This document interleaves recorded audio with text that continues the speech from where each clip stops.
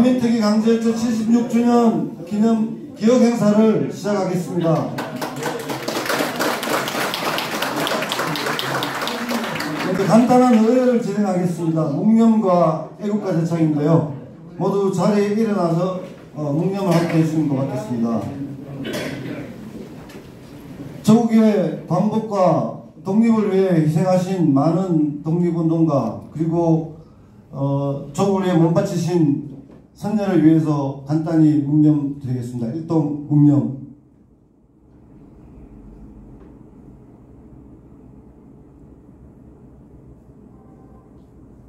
바로 오늘은 1949년 반민특위가 강제 해체되던 날입니다. 비록 오늘 장소가 다소 비좁고 또 날도 덥지만 이렇게 멀리서 많이 와주셔서 정말 감사드립니다. 제일 먼저 애국가 제창을 하겠습니다. 애국가는 임시정부 애국가. 예전에 독립운동가들이 영국 올드랭사인의 그 곡조에 맞춰서 불렀던 애국가를 불러보겠습니다. 부탁드립니다. 1절만 부탁드립니다.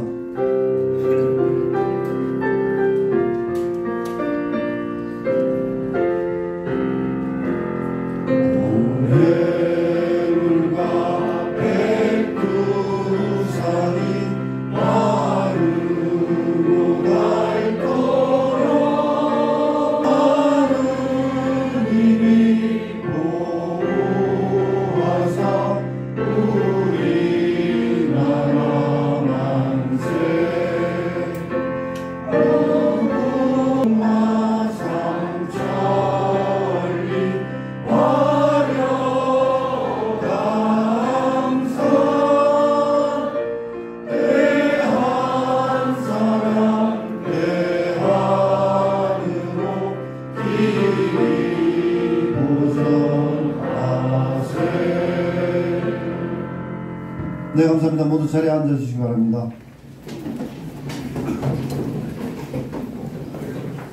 예, 오늘 76년 기억행사의 사회를 맡게 된 반민특위 기념사업회 김정진 기획실장입니다.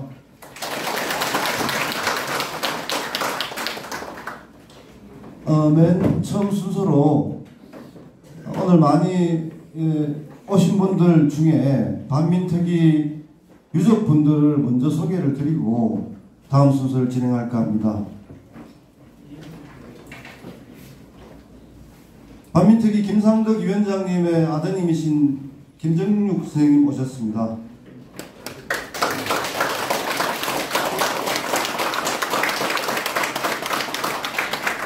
재연의원 김웅진 의원님의 장녀이신 김옥자 선생님 오셨습니다.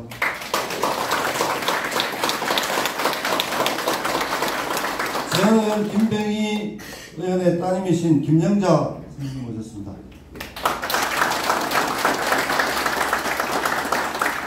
재연의원 김옥주 의원님의 아들이신 김진원 선생님 오셨습니다.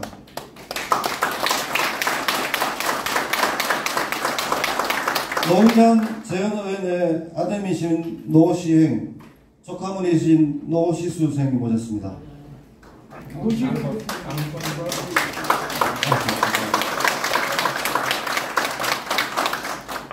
반민특위 이봉식 조사관의 아드님이신 이영국 선생님 오셨습니다. 반민특위 김만철 특경대원의 손녀이신 김홍현 선생님 오셨습니다. 반민특위 김만철 특경대원의 손여사이신 김선동 선생님 오셨습니다. 재연의원 강욱중 의원의 따님이신 강금자 선생님 오셨습니다.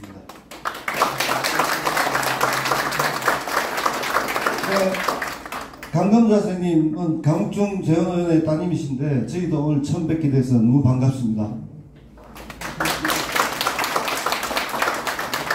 네, 그럼 다음으로 지금까지 반민특위 해산과 현재까지의 노주상 선생님 소개하겠습니다. 노희란 의원님 장선. 네, 죄송합니다. 노희란 의원의 장선이신 노주상 선생님.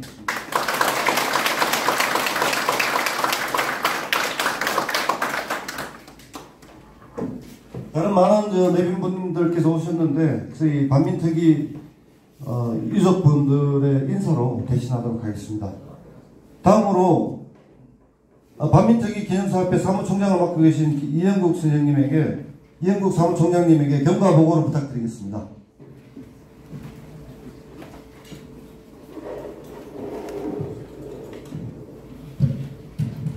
보고드리겠습니다.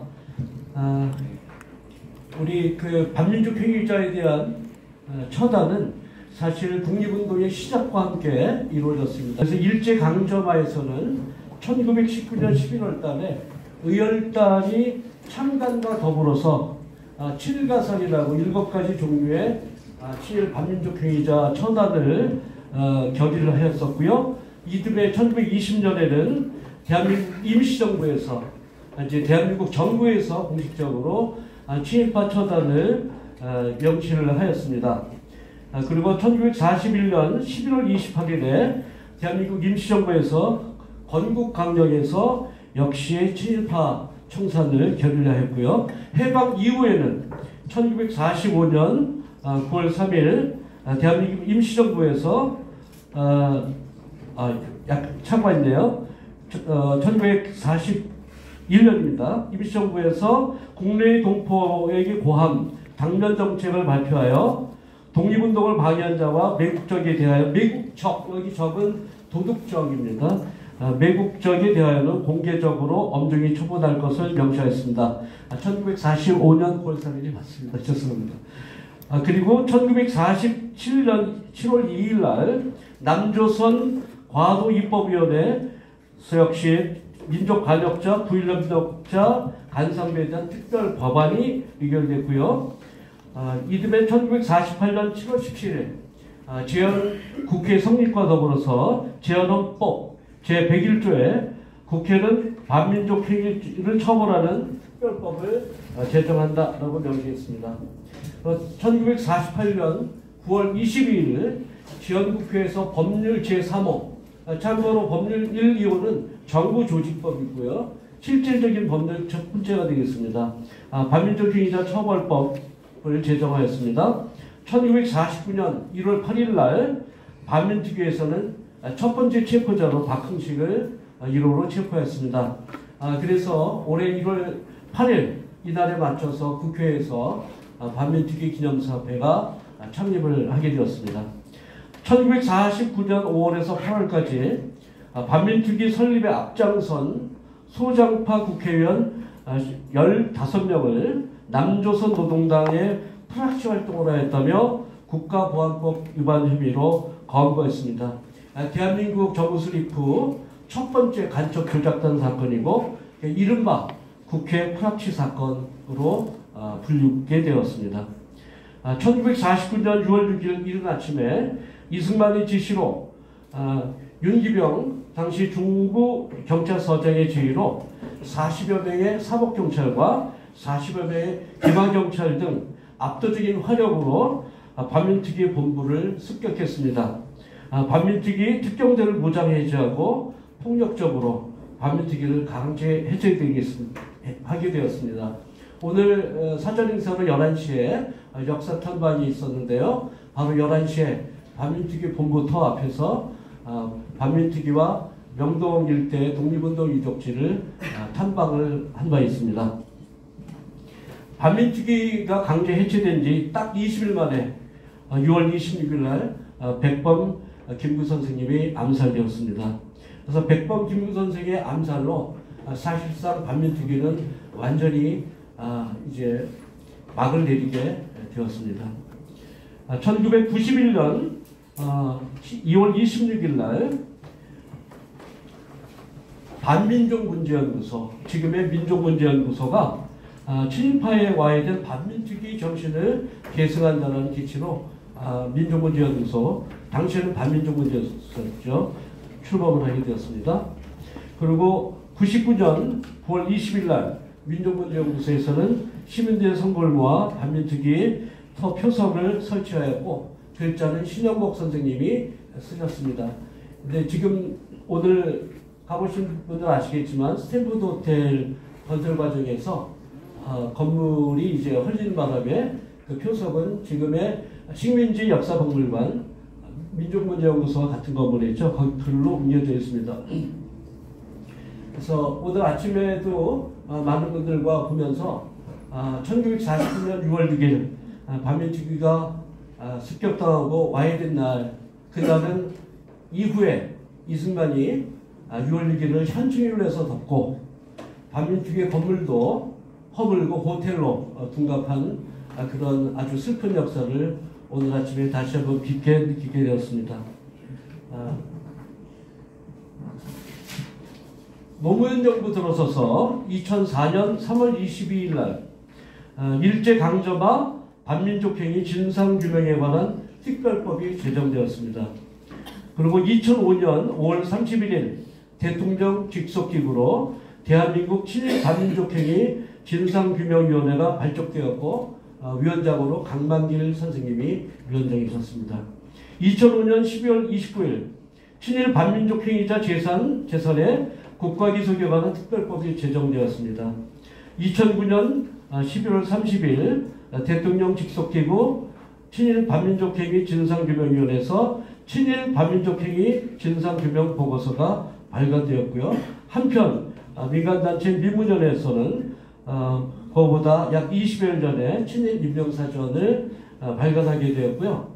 마침 이 자리에 친일 임명사전 편찬 위원장이신 우리 선생님 앞에 계시네요. 잠깐 찾아보시죠.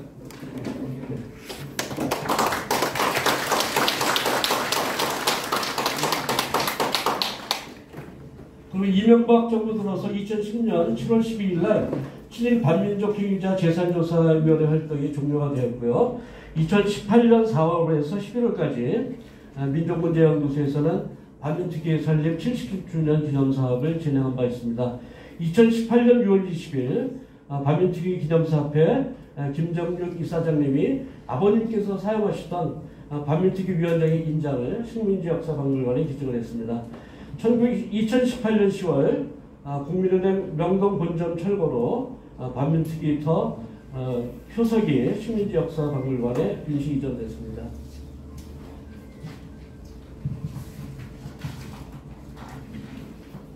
2019년 6월 5일 반민특위 후손 모임에서 우원식 당시 의원님의 도움으로 국회 정론관에서 반민특위 파괴에 대한 국가와 경찰청장의 공식 사과를 요구하는 기자회견을 가졌고요. 2020년 6월 6일 광복회 주최로 당시에 광복회 김원웅 회장님이셨기 때문에 강의했던 일인 것 같습니다. 당시 사무총장은 우리 김정육 이사장님이셨고요. 광복회에서 서울 중부경찰서 앞에서 인간 띠기 행사를 통해 역시 반민특위 강제해체에 대해 국가와 경찰청장의 사과를 요구하는 기자회견을 한 바 있습니다. 2024년 2월 17일 오늘 보신 분이 계실 텐데요. 스탠포드 호텔 바로 앞에 버스 정류장 옆에 아주 조그맣게 반민특위 표지판이 설치가 되었습니다. 자, 2024년 5월 17일 날이 저한테 굉장히 소중한 날인데요. 반민특위 후손 대표로 제가 우원식 죄송합니다. 이하경 국회 부의장님을 만나서 반민특위와 국회 프락 사건의 진상규명 및 명예회복을 위해서 많은 대화를 나눈 바 있고요. 그래서 이하경 부의장님과 그때 나눈 여러 가지 사안이 지금 하나 둘씩 이루어져 가고 있습니다. 이하경 부의장님 너무 감사드리고 뜨겁게 박수 좀 부탁드립니다.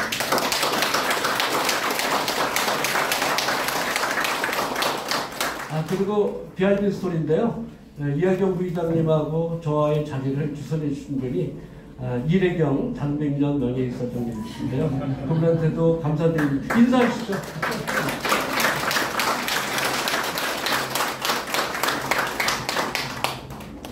그래서 그때 이하경 부의장님과 말씀을 나눈 가운데 2024년 6월 6일 날 바로 그때는 1층 대강당에 있었습니다. 한겨레 신문 보도로 약 300여 명이 왔었는데요.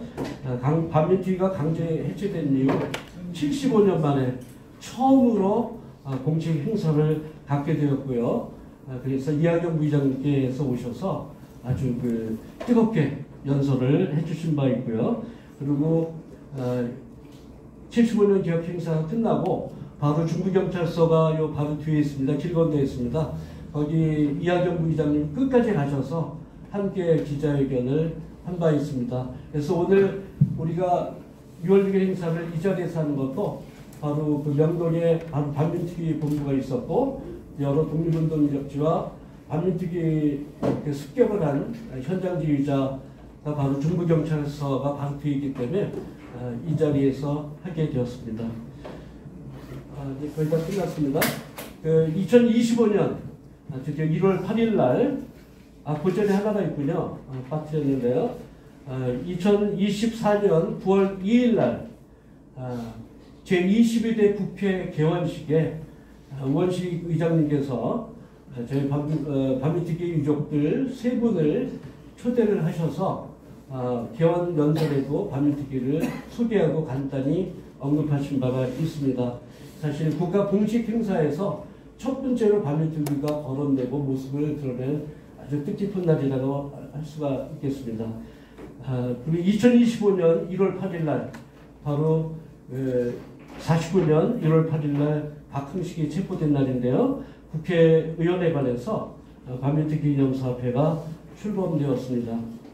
그리고 2025년 4월 15일 진실화해를 위한 과거사위원회에서 국가는 고문등 국가폭력으로 국회 프락치 사건 규정하고 국가는 공식 사과하고 후손들에게 적절한 배상을 취하라는 권고를 진허위에서 결정을 내렸고요. 그에 따라서 저희 반민특위 기념사업에서는 지금 재심을 진행하고 있습니다. 오늘 국회 프락치 사건 피해자 유족이 몇 분 오셨는데요. 이따가 다시 소개를 하도록 하겠습니다. 이상입니다. 이현국 성총장님 감사드립니다.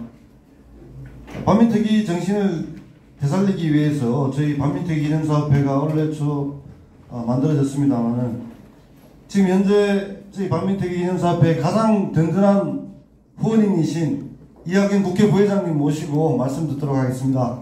큰 박수 부탁드립니다.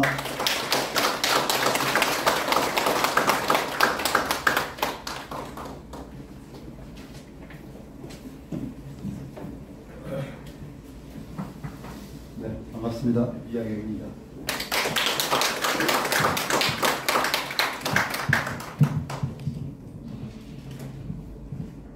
오늘 먼저 지난 6월 3일 대통령 선거에서 위대한 국민혁명을 이루어주신 국민과 또 오늘 이 자리에 와주신 반민특위 관계자 여러분께 진심으로 감사드립니다.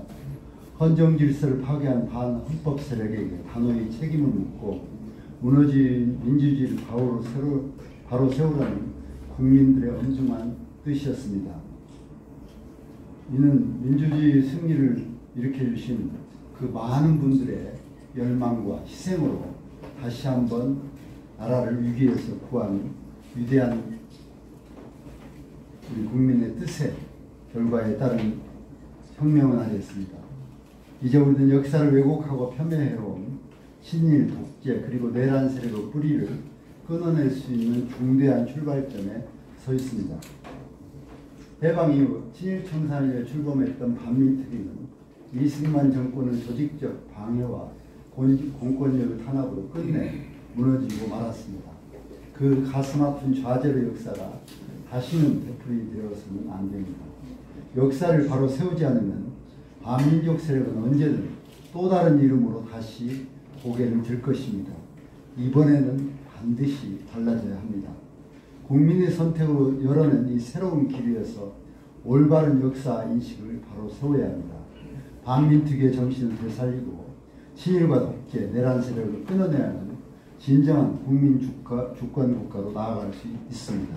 이 자리에 계신 여러분과 함께 국회도 이런 역사 청산, 역사 바로 세우기에 함께 하도록 하겠습니다. 다시 한번 축하드리고 명심하겠습니다. 감사합니다.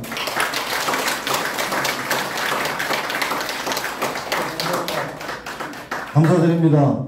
새로 출발하는 신정부에 큰 기대를 담아서 이학영 국회 부회장님께 다시 박수 좀 부탁드리겠습니다. 네, 다음으로는 간단한 영상을 보고 다음 순서를 진행하도록 하겠습니다.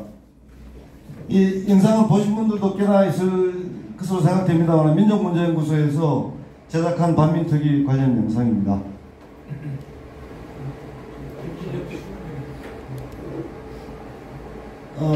EBS에서 지식채널 2라는 프로그램을 만들다가 해직당한 김준혁 교수께서 편집해 주셨습니다.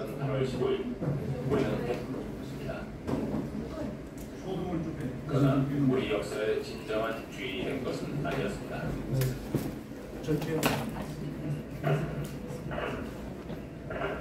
미군이 남하에 준비했고 미군정은 지배력을 확대하기 위해 친일파들에게 사익기를 터주고 이용합니다. 이런 상황에서 이승만은 대한민국 초대 대통령이 되고 싶었습니다. 그러나 지지 기반이 약했던 그는 고민이 깊었습니다. 어떤 세력과 손을 잡아야 국민들의 절대적인 지지를 받는 독립운동 세력을 견제하면서 차를 강화시킬 수 있을까? 이승만은 돌이킬 수 없는 위험한 선택을 합니다.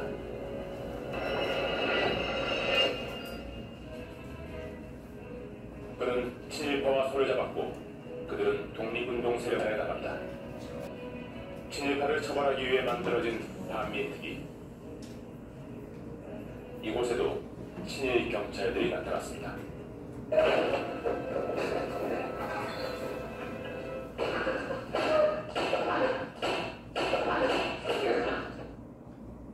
이 특보를 받고 경찰청장에 달려가는데 이 초승님한테 막히면 문서도 제대로 못 받고 쫓겨났습니다. 국회에서 난리가 났죠. 박이 장관 불러다가 결혼은 이상하게 할 거니까 내가 어쩔 거냐. 내가 부셔. 그런 장관들 건드릴까야.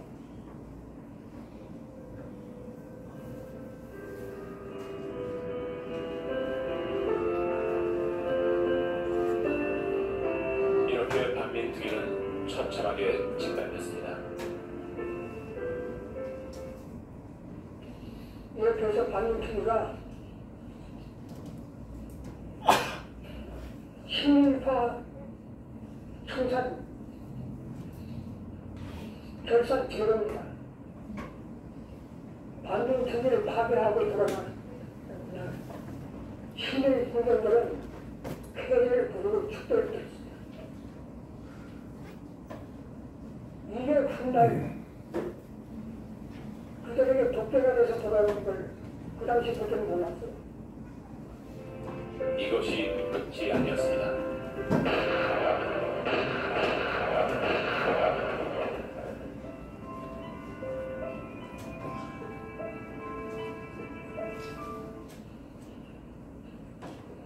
이게 그 당시 대한민국입니다. 이로써 우리 역사는 거짓과 불의의 시대로 들어서고 친일 문제는 금기의 영역이 되어버립니다.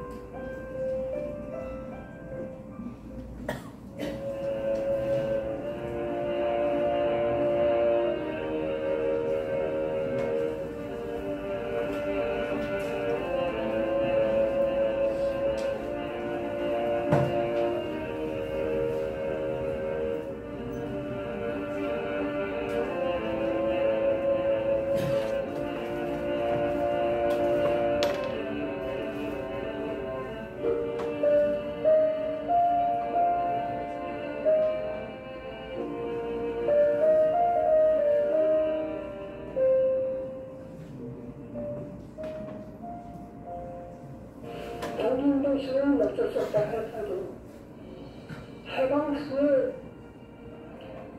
허동인간은 정말 억울한 일이죠.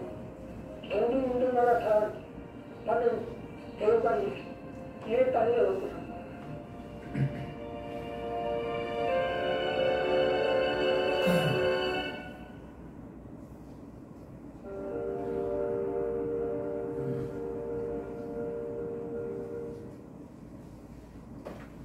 네, 뒤쪽에 불을 좀 켜주시면 되겠습니다. 네, 그쪽에 불을 좀 켜주시면 고맙겠습니다. 네, 다시 봐도 가슴 아픈 영상입니다. 좀 전에 화면에서 보셨지만 김상덕 반민특위 위원장님의 아드님이신 김정규 선생님 모시겠습니다. 연로하신데도 먼 길 오셨습니다. 건강하시길 기원합니다. 말씀 부탁드립니다.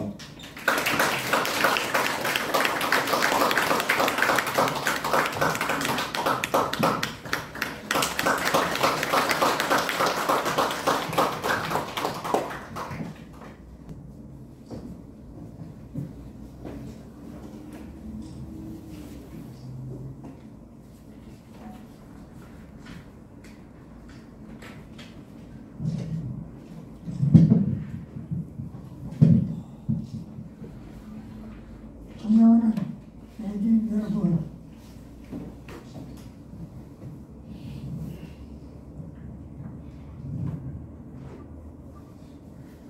오늘 우리 반민특위 기념사업의 매우 슬픈 날입니다. 나라를 지키기 위해 몸을 던지신 서열을 지키고 76년째로 오늘 헌법기관 반민특위가 무장경찰의 공격을 받고 파괴한 날이기도 합니다. 정부가 반민특위를 공개한 이유는 친일파 처벌을 막으려는 대통령의 뜻을 거역했던 데서 나온 폭거였습니다. 불의가 선의를 지배하는 기가 막힌 세상이었습니다. 친일파 박경림 경찰서장 지휘하에 특위 본부를 급습한 무장경찰은 문서부터 탈취하고 범죄 증거를 없앴습니다. 기원은 2층 코너에 몰아넣고 난타를 쳤습니다. 사건 후 국회 의전단상에 오른 반민특위 위원장은 보고를 합니다. 직원 40여 명이 적시과 병원에 실려갔다는 내용입니다. 오늘 우리가 이 자리에 모인 것은 경찰 폭거를 규탄하고 사과를 요구하는 것이 핵심입니다. 60년이 지난 지금까지 경찰 책임자 그 누구도 사과한 적이 없습니다. 우리 선대의 고통이 위로받을 때까지 지속적으로 규탄하고 세상에 알리는 것이 우리 후손의 도리라 여깁니다. 내빈 여러분, 이 날을 잊지 맙시다. 감사합니다.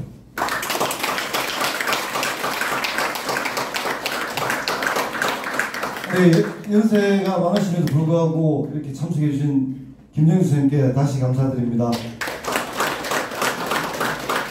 저희가 오늘 준비한 그 팜플렛에 보시면 제일 마지막 장에 국회 접차 프락치 사건 진실규명 결정서 요약이라는 부분이 있습니다. 상세한 내용은 한번 읽어보시면 되겠습니다만은 이 반민특위를 습격하여 해산한 것뿐만이 아니고 반민족 행위자를 처벌하는 법을 제정했던 이 법은 사실은 우리 대한민국에서의 3호 법률이죠. 첫 번째가 헌법, 두 번째가 정부조직법, 세 번째가 반민족 행위자 처벌법이었는데 이 법을 만드는데 주동했던 분들을 잡아갔습니다. 그래서 지금까지 이어져 오고 있는 영공 조작이 이때부터 시작이 됐었습니다. 그 국회 프락치 사건이죠. 그 국회 프락치 사건의 유족분들께서 지금 많이 와 계십니다만은 그 중에 한 분이신 김영자 선생님을 모시고 말씀을 듣도록 하겠습니다. 부탁드립니다.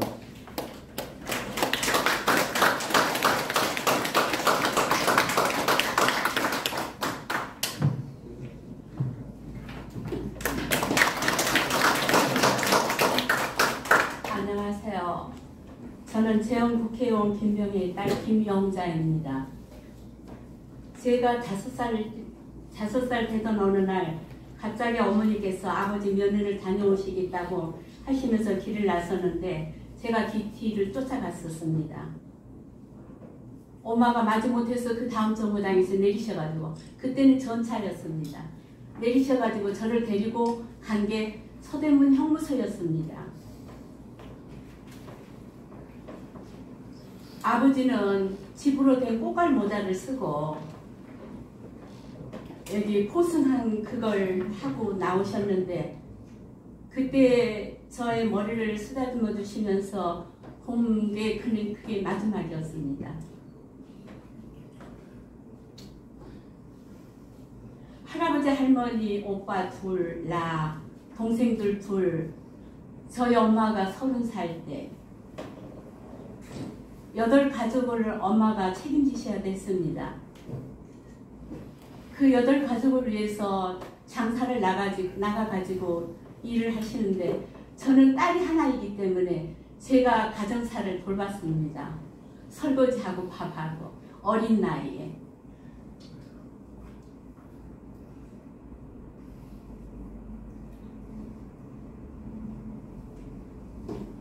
큰 오빠가 고시 공부를 하였었는데 고시 공부에 1차 합격을 하였지만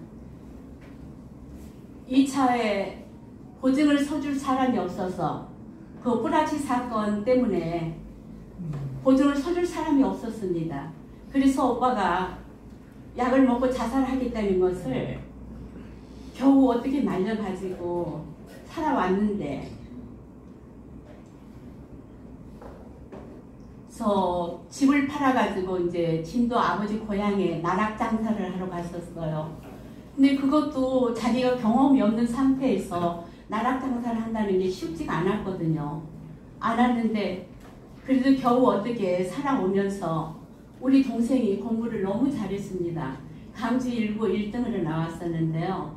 그 애가 이제 법대로 가가지고 이 법을 고쳐야 되겠다고 생각하고 법대를 가겠다고 했는데, 그게 아버지 때문에 법대를 갈 수가 없었어요. 그래서 서울 공대를 나왔습니다. 서울 공대를 나왔는데, 서울 공대 나왔어도 어디 이제 외국으로 근무를 하게 만들어야 되는데, 그 아버지 연장비 때문에 나갈 수가 없었거든요. 없었는데 이병철 회장님 돌아가셨지만 그분이 자기가 보증을 쓰고 어떤 일이 있으면은 자기가 그걸 책임지겠다고 그러고 우리 동생을 말레이시아로 보내가지고 거기에서 많은 일을 했었습니다. 했었는데 제가 이게 써온 거에 대한 걸 읽는 것보다는 제가 이렇게 이야기하는 게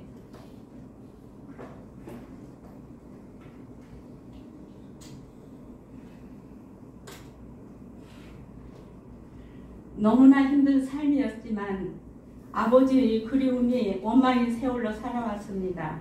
국회 뿌라치 사건으로 억울하고 힘든 삶에서 헤어날 수가 없었습니다. 아버지의 명예회복이 꼭 이루어진다면 얼마나 힘들었던 저희 어머니께 이 선물을 드리고 싶습니다. 빨리는 절대 싫습니다. 들어주셔서 감사합니다.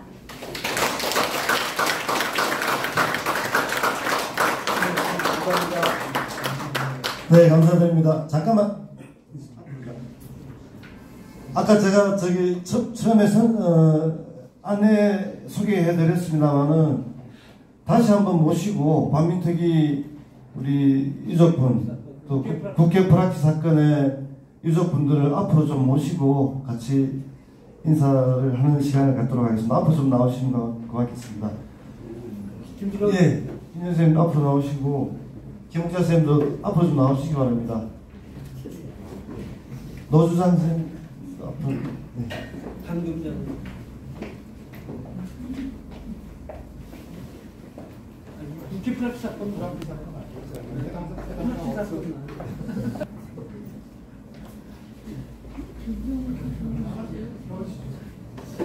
네, 지금 저희가 이제 이걸 위한 재심을 준비하고 있는데요.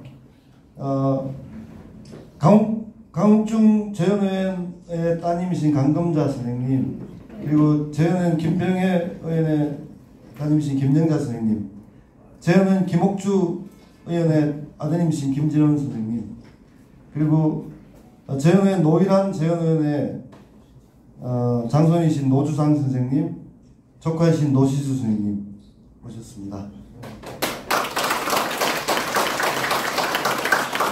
네, 이분들의 명예가 바로 회복되고 이 개인적인 명예뿐만 아니라 좌절됐던 민족선교 회복을 위한 반민특위 친일파 청산의 정신이 살아날 수 있도록 큰 박수 부탁드리겠습니다.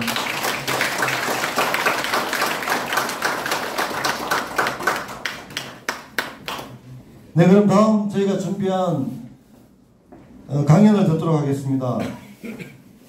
반민특위와 12.3 내란 이강수 박사님을 모시고 저희가 준비했습니다. 이강수 박사님 입구에 저희가 저서를 준비했습니다만은 반민특위에 대한 첫 번째 대한민국의 박사이십니다. 연구하신 첫 박사이십니다. 좋은 내용 부탁드리겠습니다. 큰 박수 부탁드립니다.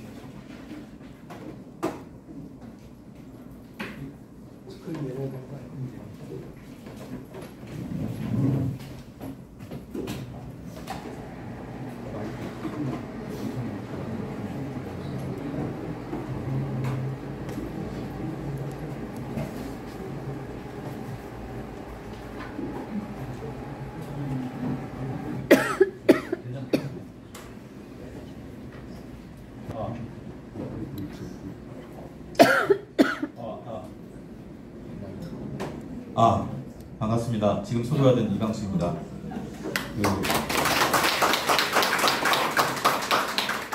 이 반민특위와 12.3 내란이라는 것으로 발표를 요청을 해서 준비하려고 하다 보니까 전체는 할 수 없겠더라고요. 그래서 일정 부분 좀 관련된 것들을 중심으로 하려고 좀 했습니다만, 그래도 요거 하나는 좀 앞부분에 집어넣어야 할 것 같아요. 지금 앞에서 국회 프락스 사건도 이야기가 나왔을 때 좌파 이야기가 많이 나옵니다. 그리고 얼마 전에 12.3 계엄 때도 마찬가지지만 윤석열이 국회 좌파 세력을 타도하기 위해서 우리가 계엄을 했다라는 그런 말을 합니다. 우리 한국 현대사에서는 이 좌파라는 개념이 너무나 많이 사용되고 있어요. 근데 과연 진실일까? 친일파 청산이 과연 좌파 정체일까라는 거에 대해서 한번 살펴볼까 합니다. 사실은 알고 보면은 친일파 청산에 대해서 가장 먼저 제기했던 사람 중에 한 사람이 임시정부입니다. 즉 친일파 청산은 민주정부의 기본 정책이었습니다.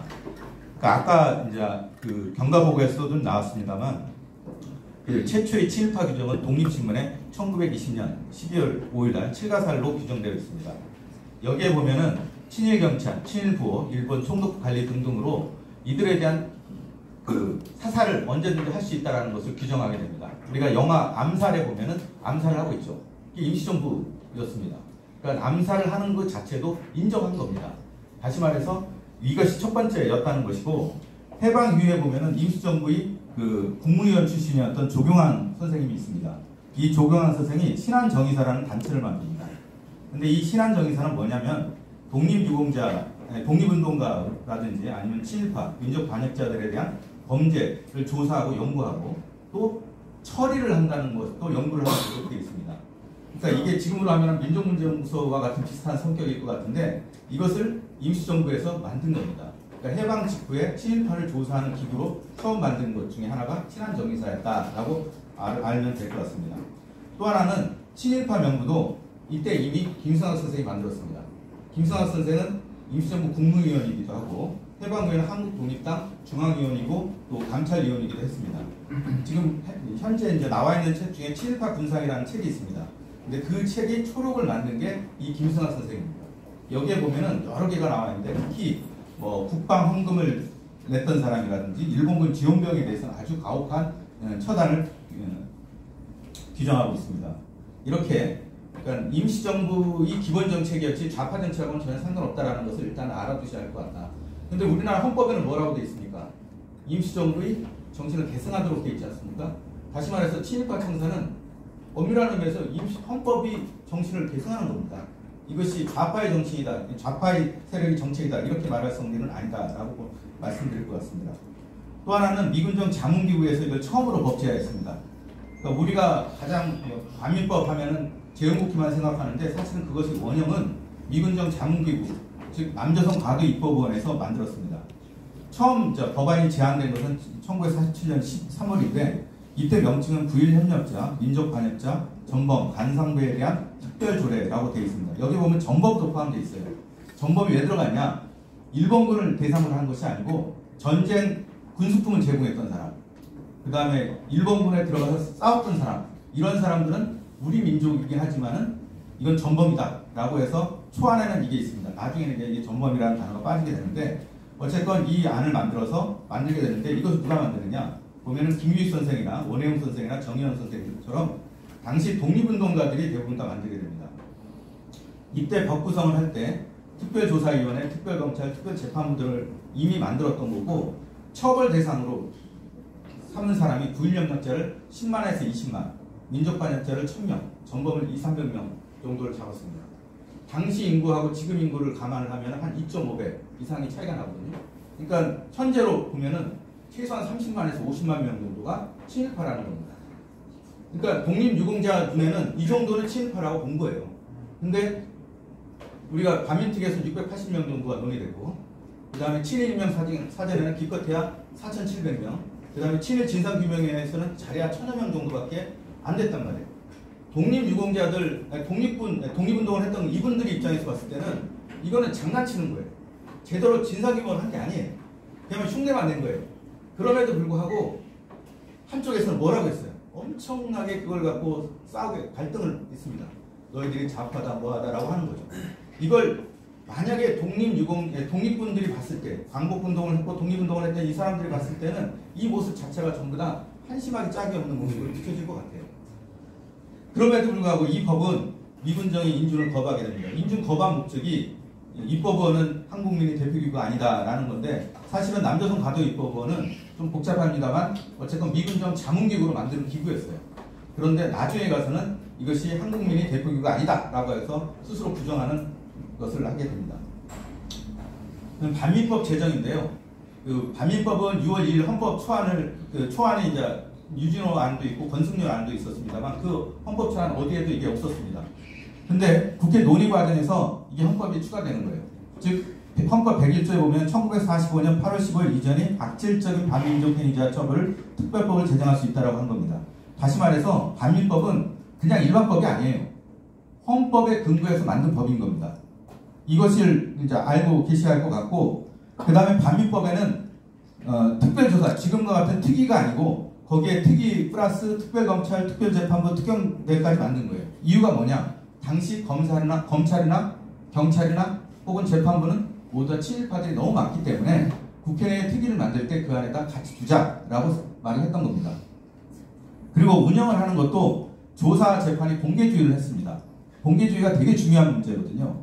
공개를 해야지만이 국민들로 알고 그걸 힘을 받아서 다시 친일파 청산도 하고 다시는 친일파와 같은 행위를 하지 말라는 교육도 되고 이런 여러 가지 성격이 있기 때문에 공개주의 원칙을 취했던 것입니다. 그러고 나서 만든 게 이제 반민특위 조직인데요. 이 반민특위 조직은 최초의 국회 그 특위로 볼 수 있습니다. 근데 여기서 또 중요한 것 중에 하나가 지금 국회 특위는 대부분 다 그 변호사 자격증이 있어야지만 이 특위위원이 될 수가 있습니다. 현재도 그래요. 근데 당시에는 법 쪽에 있는 사람 자체가 문제가 있다고 봤기 때문에 변호사 자격증이 있든 없든지 간에 물론 그 중에 좋은 분도 있었지만 그러다 보니까 사회계 인사를 집어넣은 거예요. 이거는 어떤 의미에서 지금도 마찬가지지만 특위를 운영할 때 한 번 정도는 고민해 볼 필요가 있지 않을까. 꼭 법률 전문가만 조사를 해야 하는 건가, 일반 사회 인사도 할 수도 있지 않을까라는 생각도 좀 듭니다. 그리고 이제 특경대도 역시 만들었던 거였고요. 그 다음에 반민특위 활동을 보게 되면 먼저 친일파 인명사전처럼 이때 반민피자 일람표라는 것을 만들게 됩니다. 명부를 작성한 거죠.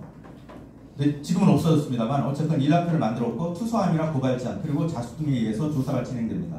근데 투서함만 보더라도 한 달 동안에 120건 그리고 8월 말까지 약 7천여 명 정도가 투서가 들어오게 됩니다. 그리고 앞에서 말한 것처럼 1월 8일 박흥식을 필두로 해서 이제 체포하게 되는데 체포하다 보니까 친일파들은 이때만 하더라도 난리가 난 거죠. 해외로 도망가고 숨고 막 이랬던 모습입니다. 그러니까 49년 1월 활동할 때부터 49년 5월까지 이 모습은 그야말로 친일파들은 다 숨고 그랬던 거고 반민특위는 이 민족 정기를 살리기 위해서 이제 활동을 적극적으로 하고 있었던 이런 모습이었습니다. 그런 와중에 정부에서는 이제 여러 반대 운동도 전개하고 있었던 것이죠. 자, 이렇게 진행되다 보니까 친일 세력들은 그냥 있질 않았습니다. 그게 여러 형태의 반격 운동을 하게 되는데요. 먼저 삐라살포 사건입니다. 1948년 8월 26일 날 국회의원 숙소나 시내에 행동위원이라고 하는 구구단체들이 지들이 만들어낸 이름인 거죠. 삐라를 살포합니다. 대통령은 민족의 신성이다. 절대 순응하라. 그러니까 대통령이 그때 반민법을 폐지하라 라고 했던 거 아닙니까? 그러니까 그 말을 순응하라 이거죠. 그 다음에 민족을 분열하는 반민족안을 철회하라. 그리고 민족초당을 주장하는 놈은 공산당이 죽으다. 이때부터 공산당이 죽으라는 말은 계속 이제 나오게 됩니다. 역시 마찬가지로 8월 27일하는 국회의사당에 삐라를 살포하게 됩니다. 근데 그 삐라 내용도 국회에서 친일파 처단을 주장하는 자는 빨갱이다. 이런 내용이거든요. 근데 지금도 마찬가지지만 국회에다 삐라를 살포하게 되면 그건 현행범이에요. 그 회의 무슨 방해죄인가 이런 식으로 해서 처벌받도록 되어 있습니다. 그래서 당시에도 이 사람을 2명을 체포해서 내무부, 당시는 경찰의 내무부 산하로 되어 있었는데 넘겼는데 곧바로 무죄 석방이 되는 거죠. 그러니까 결국은 내무부나 경찰이나 한 통속이었던 겁니다. 그리고 반민법이 통과되고 나서 9월 23일이죠. 9월 22일 날 통과되고 나서 그 23일 날 그 다음날 서울운동장에서 반민법 반대 결의대회가 있게 됩니다. 역시 이때도 반민법은 모든 국민을 올가매는 망문법이다. 국회 내에 김일성 앞자리를 숙청하자. 이런 삐라를 뿌리게 됩니다. 그런데 이 대회는 이승만 대통령이 축사를 낭독해요. 그리고 이범석 국무총리도 직접 참여합니다. 그리고 윤치홍 내무부 장관은 해방 이후 처음 보는 애국대회다 라고 하면서 찬양까지 하고 있었습니다. 근데 이렇게 해갖고는 더 이상 안 되겠다 싶어갖고 이 반대 세력들이 일으킨 게 반민특위 위원 암살 음모 사건입니다. 이게 최근에 나왔던 최초의 국회의원 제거 사건과 동일한 겁니다. 1948년 11월 노덕수를 필두로 해서 경찰들이 백민태라는 테러리스트를 고용합니다. 그리고 김흥직, 노일한 의원 등 3명의 의원들을 납치해서 나는 이남에서 국회의원 노릇하는 것보다 이북에 살기를 원한다라는 그런 성명서 3부를 작성하게 합니다. 그리고 한 분은 대통령, 한 분은 국회, 하나는 언론사에다가 보내고 38선에 가는 길에 애국청년이 공산주의자를 살해하는 것처럼 위장하는 사건이었어요. 그리고 근데 이때 돈을 준 게 누구였느냐? 박흥식이에요. 그리고 수류탄이나 권총을 준 것은 노덕수를 필두로 한 그 경찰들이었습니다. 기가 막히죠. 국회의원들을 죽이려고 하는데 경찰들이 동원된 겁니다. 근데 죽이려고 했던 사람은 이 3사람만이 아니었어요. 더 많아요. 김상덕 위원장을 필두로 김병로 대법원장이죠. 그때는 특별재판부장이었고 권승열 검찰부장, 신익희 국회의장, 그 다음에 이청천 의원 등 국회의원이 무려 13명이나 포함되어 있습니다. 그리고 김병로라든지 권승열은 국회의원은 아니었기 때문에 기타 이렇게 5명 정도가 더 들어갑니다. 총 18명 정도를 제거하는 이런 계획을 세운 거죠. 이게 좀 황당하지 않습니까? 국회의장서부터 모든 사람을 갖다 이렇게 죽인다는 게. 이렇게 되다 보니까 백민태가 맨 처음에는 3명만을 죽인다는 거에 대해서는 그럭저럭 넘어갔는데 이렇게 많은 사람을 한꺼번에 죽인다니까 겁이 난 거예요. 그러니까 어쩔 수 없이 자수를 한 거죠. 그러면서 이 사건이 세상에 알려진 거예요. 그런데 그럼 노덕수는 어떻게 됐을까요? 이 노덕수는 체포가 됐어요. 2월달에. 근데 판결이 어떻게 났냐? 백민태는 범죄 행위를 하지 않았기에 교사죄는 성립되지 않는다고 했습니다. 얼마 전에 윤석열도 그런 말 하잖아요. 아무 일도 없었다. 죄가 없다. 똑같은 판결인 거죠. 근데 그 당시에 주한미 대사 보고서를 보게 되면 암살 교살자는 노덕수였다. 그리고 이승만 정도는 갈록 있는 음모자, 노덕수를 해고하지 않고 법 규칙대로 오히려 저지하려 했다라는 그런 말들이 있습니다. 근데 이것만이 아니고 정부 부처의 특이활동, 방해활동들은 여러 개가 있어요.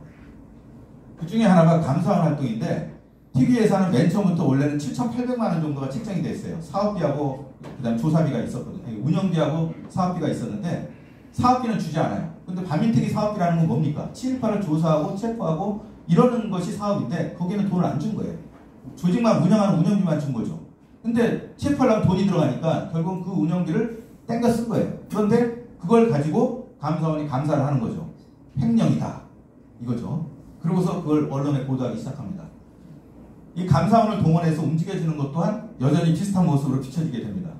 그리고 자료 제출을 거부하는 것도 이미 그때부터 엄청 많았어요. 검찰이나 도청이나 군청, 세무서 이런 등등의 자료를 요청하면 주지를 않고 여러 이유를 대고 제공하지 않았습니다. 뿐만 아니라 증인을 요청하더라도 마찬가지로 증인도 여러 이유를 대서 거부했습니다. 문제는 이게 아니라 그 다음에 법정 거짓 증언입니다. 헌법재판 과정에서도 그런 모습이 많이 나오는데 이게 어쨌든 재판을 통해서 이 사람들을 처벌을 해야 한다라고 했으니까 당시 경남 보안과장 출신이었던 노기주, 그러니까 보안과장이면 지금은 경찰서장입니다. 지역경찰서장인데 일제시대 경찰서장을 할 정도면 상당히 친일인 거죠. 이런 사람에 대해서 당시 농림부 장관이었던 이종원 장관은 법정에 나와서 몸은 비록 외경일망정 민족정신을 생동하는 사람이다 라는 증언을 합니다. 역시 마찬가지로 중추원 참의 김현수에 대해서도 백관수 국회의원이라든지 고려대학교 지금 총장으로 할 수 있는데 현상윤이라든지 동아일보 사장 등이 나와서 이건 모르는 사이에 강제 임명한 거다. 아니 중추원 참의를 누가 모르는 사이에 강제 임명하겠습니까? 그리고 이제 건국사업에 공헌을 했다. 이 건국사업이라는 것은 여러 의미가 있는 거죠. 이승만이 건국사업인지 무슨 사업인지 몰라도 그런 건국사업을 했기 때문에 이 사람은 면제를 시켜줘야 한다. 뭐 이런 것으로 이제 하려고 했습니다. 또 하나가 탄원입니다. 탄원. 중천 참의 출신이었던 김원근은 이게 청주대학교 지금도 가면은 앞에 동상이 있습니다. 이 설립자거든요. 청주대학교 교직원들을 동원해서 이분은 민족이 낳은 시대 인물이다. 이러면서 탄원서를 쓰게 합니다. 그리고 면장 출신 최준성은 영흥경찰서장이라든지 소방서장, 우체국장 등등을 통해서 이건 허위적 무고다 라고 하고 있고 또 면장, 버물면장이에요. 그리고 중천 참의까지 하는 홍정철에 대해서는 상공부 차관이라든지 국회의원이라든지 아니면은 고창 지역에 있는 병원장, 학교 뭐 등등에 있는 유지들이 총동원돼서 이 사람은 강제동원, 총독과 강제로 임명한 것이다 하고 탄원서를 쓰기 시작하는 겁니다. 근데 재밌는 것은 이 홍정철은 이 사람들이 대부분 다 일제시대부터 한 그룹이에요. 한 그룹이었던 애들이 다시 이 탄원을 하게 됩니다. 그리고 이 사람들이 또다시 해방 후에 고위직을 다 장악하고 있습니다. 중앙뿐만 아니라 지방까지. 그러니까 이 친일파 한 명이 문제가 아니고 그 주변에 있는 사람들도 엄밀한 의미에서는 심각한 거죠. 그래서 친일파 기호 세력에 대해서는 우리는 충분히 좀 알 필요가 있다라는 생각이 듭니다. 이걸 또 국무회의 속에서 한번 찾아봤어요. 국무회의는 1949년 그 국무회의록을 보면은 1949년 1월 3일서부터 12월 30일까지 총 113회가 개최가 됩니다. 그 중에서 반민특위와 관련된 논의가 무려 31회가 31번이나 논의가 돼요. 엄청나게 많이 논의가 되는 거죠. 그 중에 가장 많은 것이 이 세 가지 정도인데 하나는 반민법 폐지에 대한 논의입니다. 이게 뭐냐면 지금도 많이 나오는 상권 분립이 위배됐다라는 겁니다. 이놈이 상권 분립이 근데 이거는 반민법은 아까 말한 것처럼 헌법에 의해서 만든 거지 않습니까? 그렇게 만든 특수한 법으로 만든 특별법이에요. 헌법에 기초해서 만든 특별법인데 자꾸 상권 분립을 이야기를 하는 거죠. 그리고 또 친일파가 체포되는 것을 불체포에 대한 방안도 국무회에서 논의가 되고 있어요. 윤석열이 계엄을 할 때 국무회에서 논의했던 것처럼 논의가 되고 있습니다. 체포를 할 때는 반민특위 위원들이 체포하지 말고 요청을 하게끔 해라. 그리고 직위보다는 죄질로 집중하게 해라. 그러니까 죄질로 한다라는 것은 사실은 어떤 면에서 맞는 말인데 사실은 이게 되게 논란의 여지가 있거든요. 어느 정도 죄질이 죄질이야. 이거 갖고 한참 싸우고 법정 다툼을 하게끔 해서 결국 빠져나갈 수 있는 빌미를 잡는 겁니다. 그리고 이승만 대통령은 여기에 더 나가서 비밀조사에서 그러니까 정권의 친일파 조사를 비밀리에 조사해서 선처 방안을 모색하라고 의명 친전을 비밀리에 보냅니다. 그리고 내무부 장관은 한쪽에서는 정부 내에서는 어떤 행위도 없을 거니까 너무 걱정하지 말라라는 그런 공문을 또 발송을 하게 됩니다. 이것만이 아니고 노도술에 대한 석방도 논의가 됩니다. 아니 일개 경찰에 대한 체포 문제를 국무회의까지 몇 차례를 개최하면서 논의를 하는 거예요. 이승만은 노덕수는 치안 기술자니까 정부가 보증을 서서라도 석방을 해라 라고 한다든지, 아니면은 김상덕 위원장 등을 초빙해서 그 노덕수를 석방할 수 있는 방안을, 협상안을 제시해라, 그리고 어떤 대안을 만들어 갖고 와라, 이런 논의도 하고 있어요. 국무회의에서. 이 황당무계한 거죠. 이렇게 해서 안 되다 보니까 결국 나온 것이 반공정부에 대한 것입니다. 그래서 소장파 의원에 대한 3년 체포 사건이 나오게 되는데, 이게 이제 국회 제1차 프락치 사건인데, 처음에 일어났을 때 5월 18일 날 이문원 의원이나 최태규 의원이나 이부수 의원을 체포할 때만 하더라도 정확하게 남노당 프락치라는 것을 계산을 못했던 것 같아요. 증거도 없었어요. 단지 남노당 사람을 만났다라는 것이 주요한 이유였어요. 그래서 국회에서 그걸 물어봤는데도 대답을 못해요. 어떤 것도. 그러다 보니까 국회에서는 3년 석방 결의안을 상정을 하게 됩니다. 그때 이제 찬성한 사람이 88명 있고 반대가 95명으로 부결이 되는데, 문제는 이 찬성한 88명에 대해서 이들은 다 빨갱이다 라고 하면서 반공시민대회를 개최하는 거예요. 그런데 그때 반공시민대회를 개최했던 단체가 어떤 단체냐? 국민계몽대. 우리 계몽대였습니다라는 이 구구 세력들이 아주 좋아하는 단어가 계몽이에요. 해방위에 보면은 계몽이라는 단어가 왜 이렇게 많이 나오는지 몰라요. 그러니까 지금만 나온 게 아니고 해방 이후에도 계몽대, 계몽 이런 말들을 많이 쓰고 있어요. 그러니까 그냥 막 나온 게 아니에요. 유구한 역사와 전통이 있는 단어입니다. 그리고 나서 근데 기가 막힌 건 2차 시위는 6월 3일날 빨갱이 의원 성토대회를 하는데, 얘네들이 엉뚱하게 반민특위 앞에서 와요. 그리고 300~400명이 반민특위 앞에서 시위를 하고, 이 안에도 빨갱이가 있다 수청하자 하고서 안에까지 급습을 하는 거죠. 이거 황당하잖아요. 그러다 보니까 반민특위 특경대원들이 그 시위대원 한 10여 명들을 경찰에 또다시 체포해서 이송을 합니다. 근데 역시 마찬가지로 곧바로 석방이 돼요. 누가 석방을 시켰냐? 최은하가 석방을 시킨 겁니다. 그러다 보니까 반민특위에서는 최은하를 체포하게 된 거죠. 너가 1차 배우자는 너다 해서 이제 체포를 했는데, 반민특위 습격 사건은 형식적으로는 이것을 빌미로 했다라고 지들은 이야기를 하고 있어요. 그래서 이제 6월 6일 날 아까 나온 것처럼 반민특위 습격 사건이 있고 많은 사람들이 구타를 당하고 했습니다. 이때 놓쳐서는 안 된 것이 사무실만 습격한 게 아니에요. 가택도 들어갑니다. 그리고 사무실 내에 있는 자료까지 압수해요. 이때 투서라든지 진정서라든지 친일 진상 뭐 이런 여러 서류들이 몽땅 다 압수 당한 겁니다. 그리고 그 다음에 며칠 있다가 이승만은 크게 AP통신을 통해서 내가 특경 대선을 명령했다라고 합니다. 윤석열이 방송에 나와갖고 계엄을 선포합니다 라는 것처럼 당당하게 이야기를 하는 거죠. 그리고 내무부 창간은 내무부 주관하에 질서 정연하게 추진되었다고 합니다. 내무부 차관도 친일파 장경들입니다. 그렇게 하고 나서 연속해서 국회 프락치 사건을 일으키게 됩니다. 이게 제2차 국회의원 제거 사건이라고 볼 수가 있습니다.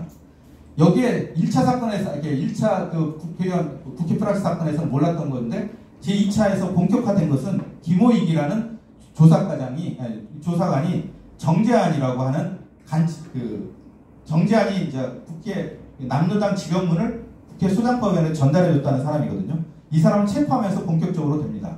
그 체포한 내용을 보니까 외국군 철수는 남노당의 노선이다. 외국군 철수라는 단어가 들어간다는 거죠. 이것은 남노당 노선이기 때문에 이들을 이제 남노당 프락치 사건을 엮기 시작하는 겁니다. 즉 그림을 뒤늦게 만들어진 거예요. 그려진 거예요. 처음이 아니고 처음에는 못 그렸어요. 6월 달에 들어오면서부터 슬슬 그림이 완성된 거죠. 이때. 그게 결정적인 것은 제가 보기에는 6월 16일 정재환의 체포서부터가 아닌가 싶어요. 근데 그때 그 지령문의 내용을 보면은 이게 외국군 철수라고 하는 단어는 1948년부터 재헌국회에서 이미 주장을 했던 날이에요. 계속 국회의원도 주장을 했고 성명서도 발표를 해요. 그 김규식 선생이나 김구 선생도 주장한 말이에요. 특별한 말이 전혀 아니란 말이죠. 그런데 이게 왜 어떻게 남노당 노선인지는 모르겠다 이거죠. 물론 남노당 노선에 들어갔다라는 이유 때문에 그런 거고, 그리고 중요한 것은 지령문을 전달했다는 정재환은 49년 12월 달에 갑자기 총살이 됩니다. 근데 이 총살되기 전까지만 하더라도 여기 유족들이 있지만 체포됐던 재헌국회의원이라든지 변호사라든지 유족들이 계속해서 정재환을 만나자. 왜? 네가 지령문을 줬다는데 나는 받은 적이 없는데 줬다는데 3자 대면을 하자 라고 하고 만나자라고 했는데도 경찰은 어느 누구도 안 보여줘서 단 한 번도 보여준 적이 없어요. 그러고 나서 재판이 시작되기 바로 직전에 소위 청사를 시켰대요. 정말 죽였는지 어쩐지는 몰라요. 그냥 죽였대요. 그렇게 보도가 나왔어요. 그러고 나서 1950년 2월 1차 재판이 끝났어요. 한국전쟁으로 더 이상 관련된 자료는 다 없어졌단 말이죠. 그러면은 2차, 3차 재판이 안 갔잖아요. 대법원까지 안 갔으면 상식적으로 이 사건은 종결 처리가 되고 끝났어야 돼요. 그런데 곧바로 이거는 국회 프락치 사건, 국제 간첩단 사건이라고 해서 대대적인 방공 교육을 시작하는 겁니다. 이미 정해진 거죠, 수순을. 시나리오대로 그냥 가는 겁니다. 그런 가운데 봤더니 뭐 사건 좀 이상한데 했더니 사건 관계자를 보니까 1차 조사관은 최연아인데 이놈은 일제시대 경찰 출신이었고 2차 조사를 했던 정봉동은 아까 말한 대로 대표적인 그 친일파예요. 친일 유명사장까지 등재된 인물이에요. 오재도도 마찬가지로 유명한 고문과 검사지 않습니까? 일제시대 때는 검사국에서 근무했던 사람이에요. 담당 판사 사강옥은 일제 판사였던 사람입니다. 특히 이 사강옥은 아주 나쁜 게 이거 나오고 나서 나중에 대법관이 돼요. 무려 12년간 대법관이 됩니다. 그러니까 누구는 아까 고통스럽게 당했다고 했지만 누구는 대법관이 된 거죠. 이 얼마나 기가 막힌 사건이겠습니까? 그리고 나서 몇십 년이 지나서 25년 4월 달에 이거는 고문에 의한 인권침해 사건입니다. 라고 했어요. 그러면 그 가족들은 어떻게 되는 거예요? 그 사건에 관계됐던 사람들은 어떻게 됐어요? 몇십 년 동안 고통을 당했는데 이 관계 반대로 검사나 판사나 경찰 이들은 군에 있던 사람들은 부귀영화를 다 누리고 있는 거예요. 이거는 뭔가 잘못된 거 아닌가요? 그러고 나서 결국은 밤인특위가 해체되게 됩니다. 근데 밤인특위는 사실은 이제 49년에 이미 해체가 됐지만 이걸로 끝난 게 아니었어요. 국무회의에서는 1951년 2월달 전쟁 중에 이런 법령을 하나 만들어요. 국무회의를 통해서 반민법에 의해 공소 계속 중인 사건은 공소 취하고 반민법에 의한 판결은 모두 효력을 상실한다 라고 합니다. 다시 말해서 반민특위에서 논의했던 모든 친일파들의 흔적을 완전히 없애요. 그래서 반민특위에 체포됐던 친일파가 지금 독립유공자로 되어 있어요. 왜? 흔적이 없어졌으니까. 그것은 사면한 거니까. 논할 수가 없다는 거예요. 제가 본의 아니게 보훈처에 그 독립유공자 검증위원회 위원으로 활동을 하고 있어요. 그래서 이 부분을 지적을 했거든요. 여기 변호사도 좀 있는데 현행법상 이미 사면을 했기 때문에 그걸 죄를 삼을 수가 없다는 거예요. 그래서 그냥 독립유공자가 되는 거죠. 그래서 그 부분도 언젠가는 논의를 해줄 필요가 있지 않을까, 이 부분에 대해서는 라는 생각이 좀 듭니다. 어쨌건 그렇게 해서 판민특위가 이제 해체가 되고 나서 그 다음에 친일파는 어떻게 됐을까요? 이 몇 개의 사례만 지금 나왔습니다만 정계로 진출한 사람, 국회의원도 되고 서울시장도 되고 내무부 장관도 되고 뭐 이런 식입니다. 그리고 특히 이제 박종표라는 일제시대 헌병 출신은 3.15 부정선거 당시 김주열을 사망시킨 장본인입니다. 만약에 이때 친일파, 밤인특위에서 친일파를 척결했다면 김주열 열사는 죽었을까요? 안 죽었어요. 그런 상황을 만든 겁니다. 여기에 나와 있는 사람들은 다른 것도 아니고 반민특위에 체포된 사람들만 지금 표현한 거예요. 그러면은 법정에는 어떨까요? 요거는 제가 또 추가를 좀 했는데 대한민국 초대 검찰서부터 쭉 10대까지를 살펴봤습니다. 그랬더니 이게 다 친일파들이 너무 많아. 검찰총장들이. 이 초대, 그러니까 미군정기 김찬영 초대 검사 장서부터 이승만 정국기 검사장 같은 경우는 정치활동을 감시해서 범죄 사실이 확인되면 엄중 처벌하라는 소위 정치 사찰을 시작하는 겁니다. 보통은 범죄 사실이 확인되면 수사를 하는 게 일반적인데 이 사람은 그게 아니고 미리 사찰을 해서 나중에 범죄 사실이 나오면 조사를 하라, 이런 이야기를 한 겁니다. 마찬가지로 박승준이라는 사람은 일제 판사 출신인데 4.19 혁명 당시 이것을 그 폭동으로 규정하고 이것을 탄압했던 장본인입니다. 또 그 박정희 정권기에는 정창훈 그 검찰총장은 1950년 국민보도혁명 사건을 주작을 해서 그 이후에 서울시장과 내무부 장관을 하게 되는 아주 황당한 사람이기도 하죠. 즉 역대 검찰총장들을 쭉 봤을 때 이거는 뭔가 좀 문제가 있다라는 생각이 듭니다. 그리고 그들이 역사인식은 어땠는가요? 윤석열은 한때 그랬죠. 미래를 위해 과거를 덮자라고 하고, 그 다음 나경원은 친일파 청산은 민족을 분열한다고 했습니다. 그리고 또 하나, 검찰청에 보면은 제가 이제 국가기록원에 옛날에 근무했었던 적이 있습니다. 그 문재인 정부 때 5.18 관련 자료를 전부 조사해라라는 그런 지시가 있어갖고 전체 조사를 했습니다. 근데 검찰청에 봤더니 5.18 관련 자료가 수백 건 있어요. 어마어마하게 많습니다. 백범 김대중 선생 관련 자료도 너무 많아요. 그런데 이 자료를 공개를 못한대요. 이유가 뭔지 아세요? 진행 중인 사건이래요. 50년이 넘었는데도 진행 중인 사건이에요. 40년이 넘었는데도. 이 황당무계한 거죠. 이들이 역사인식이라고 하는 것은 그야말로 기가 막힌 거예요. 상상을 초월하는 상태입니다. 이 몇백 권의 책도 목록을 한 줄로 돼 있어요. 자세하게도 쓰질 않았어요. 왜? 자세하게 쓰면은 모든 사람들이 알 수 있기 때문입니다. 그래서 그것만이 아니고 그래 또 하나 본 것이 이제 공안사건과 법조계를 한번 살펴봤어요. 그것이 일제 검사 출신이었던 조재천은 정판사 유폐 사건을 통해서 그 다음에 끝나고 나서 경북도지사를 하고 법무부 장관, 내무부 장관을 하게 됩니다. 그리고 아까 그 반민특위 습격 사건에 관여했던 장경근은 나중에 내무부 장관이 되고 국가의 프락스 사건을 담당했던 사감옥은 대법관이 됩니다. 그리고 조호방한 사건을 담당했던 판사 김갑수는 일제 판사 출신인데 이 사람도 마찬가지로 대법관을 하고 국회의원도 하고 동국대 이사장까지 하게 됩니다. 이게 대한민국의 현실이 아닌가 싶습니다. 이들에 대한 개혁이 어떤 의미에서는 지금 13개헌과 물려서 이들이 개혁되지 않으면 13내란과 같은 모습은 여전히 나올 수밖에 없어요. 그리고 이들에 대한 청산이 안 되면 역시 마찬가지로 또 다른 사건이 나올 수도 있고 이들은 계속해서 활성화될 수밖에 없는데 마찬가지입니다. 12.3 내란 세력도 그들에 대한 핵심 인물, 뭐 윤석열만이 아니고 그 비호 세력도 일정하게 조사하고 단죄를 하지 않는 한 제2, 제3이 이런 내란이 일어날 수도 있고 또 다른 형태의 것도 발생될 수 있다는 점에서 우리는 이번에는 반드시 단죄 역사를 만들었으면 합니다. 이상입니다.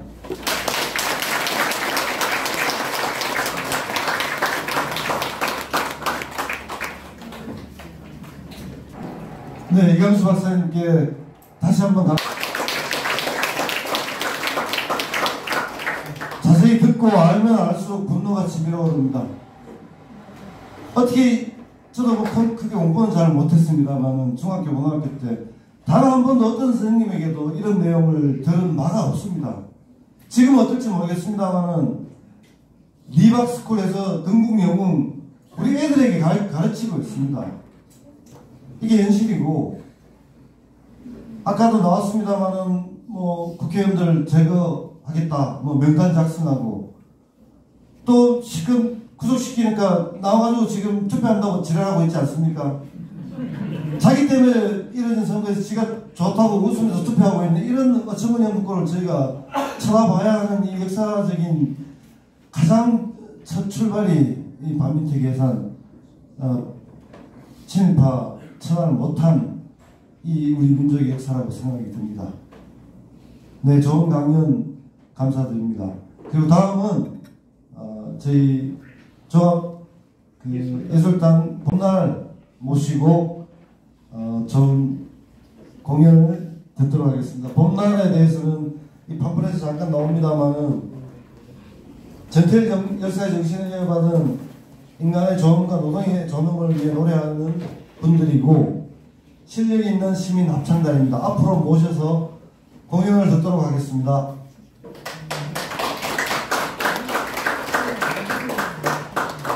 네, 우리 합창단 준비하는 동안에 아까 미처 소개를 못 드린 분들 잠깐 소개해드리겠습니다. 아까 제가 소개하면서 제가 소개를 제대로 못 드렸는데요. 우리 윤경로 전 한성대 총장님 바로 친일인명사전의 편집위원장님이셨고요. 그리고 우리 이사님이 잠깐 이거 다시 해주세요. 우리 반민특위 기념사업회 이사님이나 우리 그 내부 식구라서 특별히 소개하기 그렇지만 우리 이준식 박사님 전 독립기념관장이시고 지천천 장군의 외손녀이십니다. 그리고 우리 반민특위 기념사업회 여러모로 신경을 많이 써주시고요. 그 4월 15일 날 진화위에서 국회 프락스탄에 대한 결정이 났지 않습니까?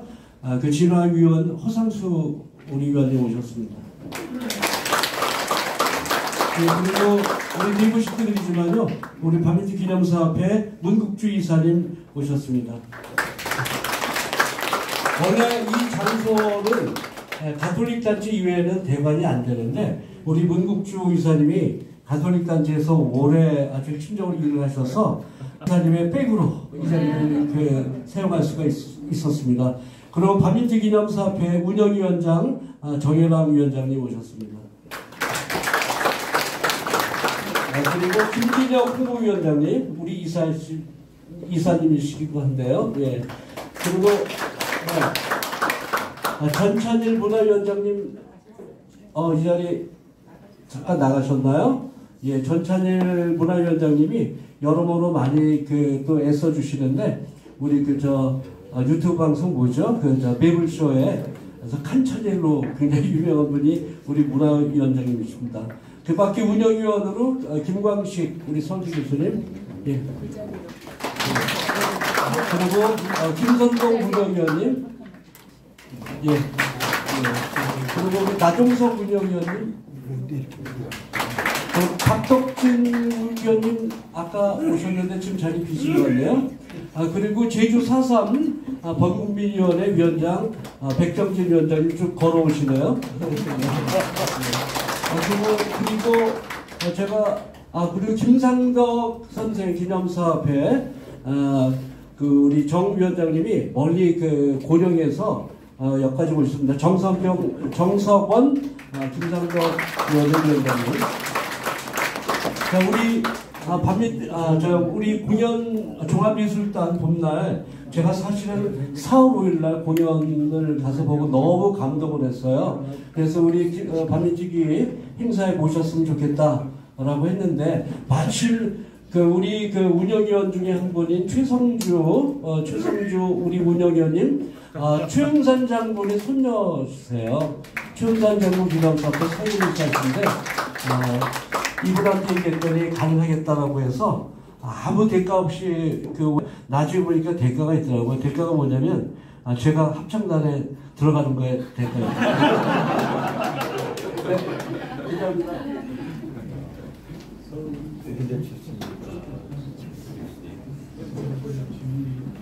네, 안녕하세요. 예, 종합예술단 봄날의 기획부장 이건범이라고 합니다.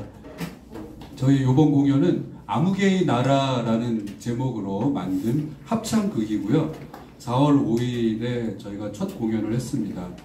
8월 9일에 토요일에 광복절을 앞두고 다시 한번 소태산홀에서 다시 한번 공연을 하게 될 텐데 오늘 보여드리는 것은 1부, 2부, 3부 중에 2부의 5곡만 저희가 불러드리려고 합니다.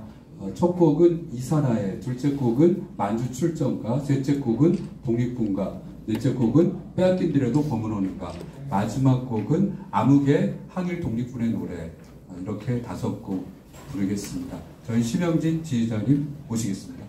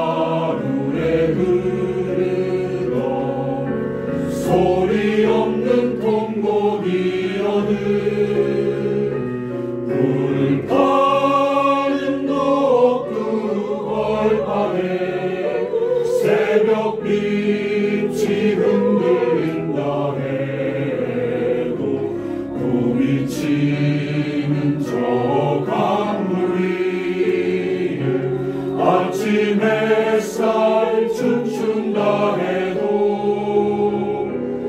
나는 눈부시지 않아라.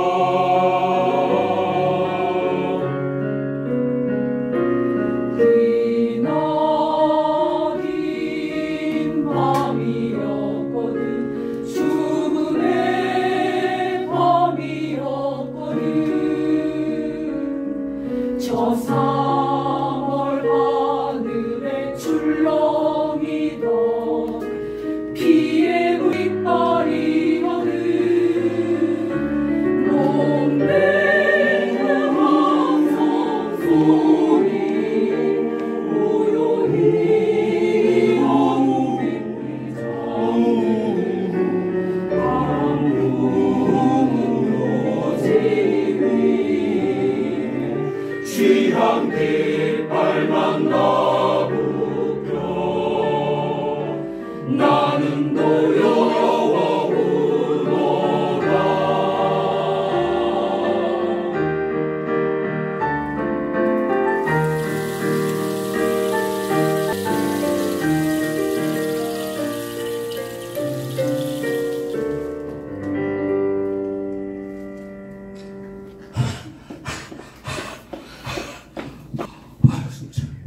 몇 달 동안 온 나라에서 200만 백성이 만세 운동을 벌였는데 일본은 전혀 물러설 기미가 없네. 어찌 될 것 같은가? 좌절할 일은 상해에 우리 정부가 세워졌다지 않나. 과연 독립이 가능한 일일까? 임시정부가 힘이 있겠는가? 내일 일을 어찌 알겠는가. 그래도 온 백성이 힘을 모아 외치던 독립된 나라, 그것을 제대로 이루기 위해선 힘을 모아야지. 황제와 썩어빠진 벼슬아치들의 세상을 다시 만들자는 뜻인가? 아니지. 황제의 나라가 아니라 백성의 나라일세. 위기 때마다 나라를 구해온 백성들, 모래알같이 하나하나 그 백성들이 바로 주인인 나라 말일세. 무슨 말인가? 백성의 나라라니? 대한제국이 아니라 대한민국일세. 임시정부에서 밝혔지. 민주공화제 대한민국의 인민은 남녀, 귀천, 빈부의 계급이 없다네. 일체 평등하다는 거야. 좋기는 한데 과연 꿈은 아니려나? 그리고 종교의 자유, 언론, 출판, 집회, 결사의 자유, 통신과 주소 이전의 자유, 신체와 소유의 자유를 누린다고 선포하였네. 오, 그렇게만 된다면 쓰러진 백성들의 혼이 되살아나겠구만. 그렇게만 된다면 말이야. 응?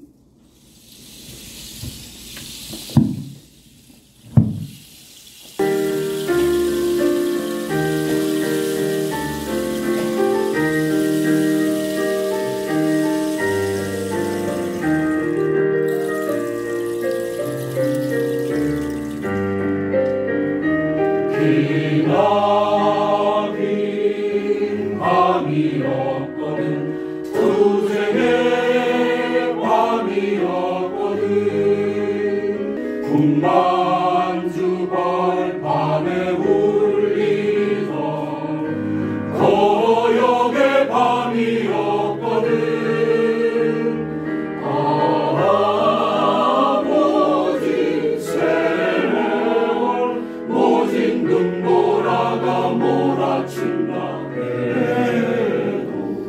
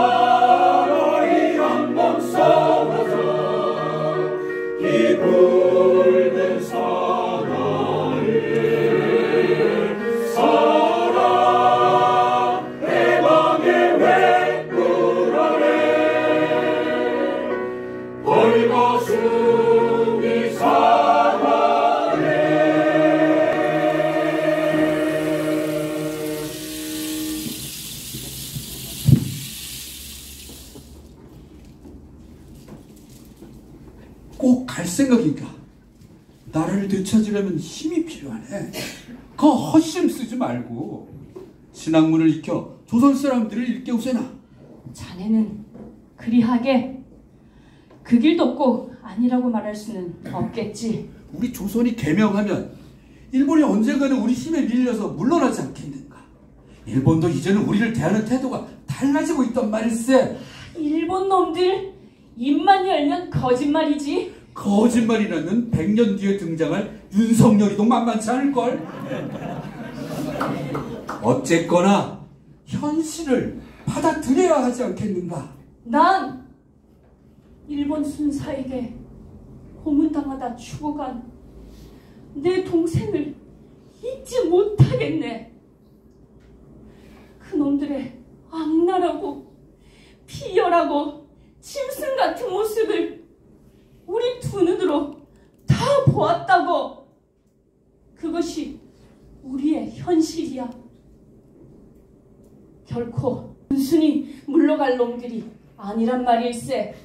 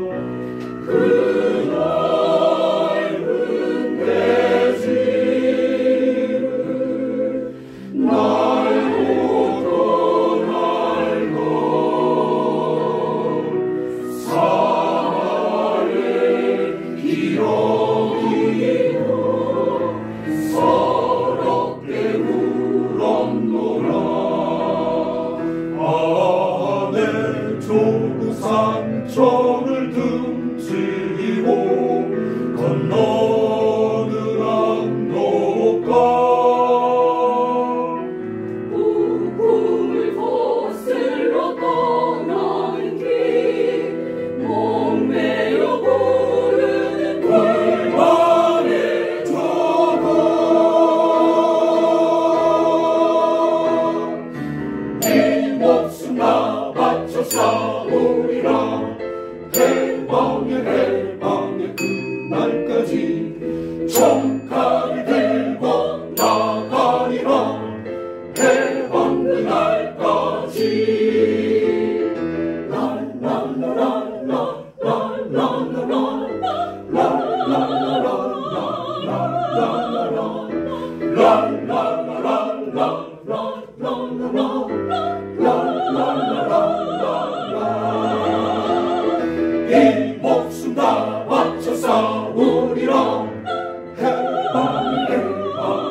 그날까지 총칼을 들고 나가리라.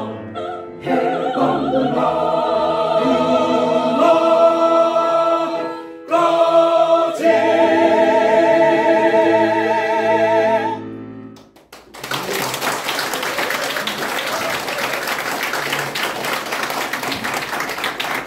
계란으로 바위치기네. 될 일이 아니야.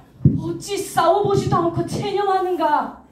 일본은 미국, 영국과 겨루는 거대한 제국일세. 군사력에서 세계 5손가락 안에 든단 말이야, 이 사람아. 그래도 나는 싸우겠네. 설사 일본을 몰아내지는 못한다 하더라도 저 악독한 도적놈들을 어찌 그대로 보고만 있을 손가. 가진 게 없어. 없어도 너무 없어. 일본이 우리 곁에 있다는 사실이 얼마나 다행스러운가. 그들의 보호를 받아야 하네. 지들 멋대로 짓밟는 게 자네 눈엔 보호로 보이는가? 우린 험난하지만 옳은 길을 가는 거네. 정의의 길을 가는 거란 말일세. 왜 이리 무모한가? 말 타고 개장사하는 만주 마적지로는 나라를 되찾을 수 없어. 무슨 소리? 마적이라니. 엄연한 독립군일세. 독립군. 군대는 무슨 얼어 죽을. 신흥무관학교 못 들어보았는가? 봉오동의 최우산 장군, 홍범도 장군, 정사리 김좌진 장군, 그분들의 이름을 못 들어보았는가? 그분들의 빛나는 승리가 그저 재수조와 얻어걸린 게 아니란 말일세. 체계를 갖추고 훈련한 결과라고.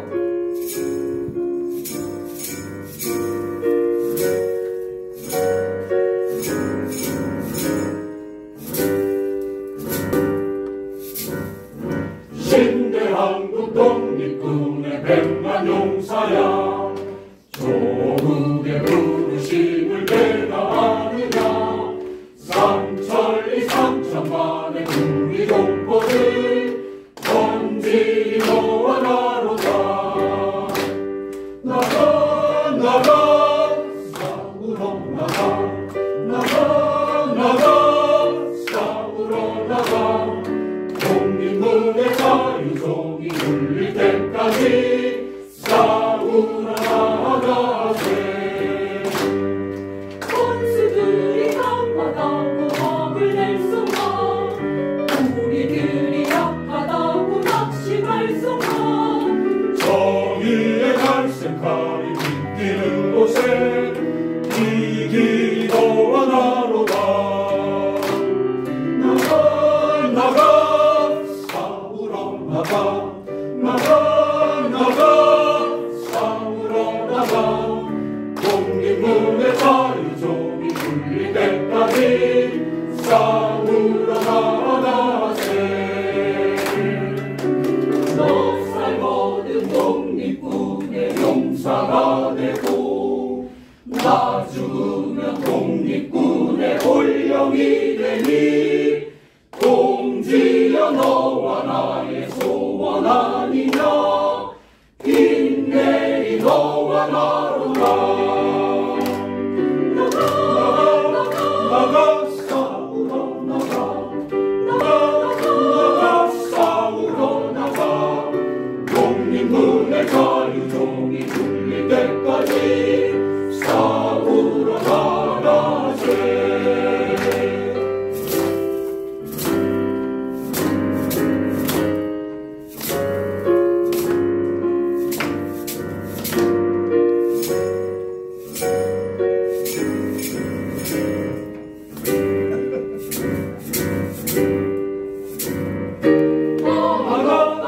나가 싸우러 나가. 나가 나가 싸우러 나가. 잃었던 조국 감상 회복하는 날 만세를 불러보세.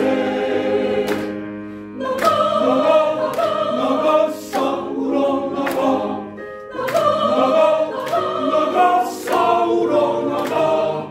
독립문의 자유종이 울릴 때까지 싸우러 나가세.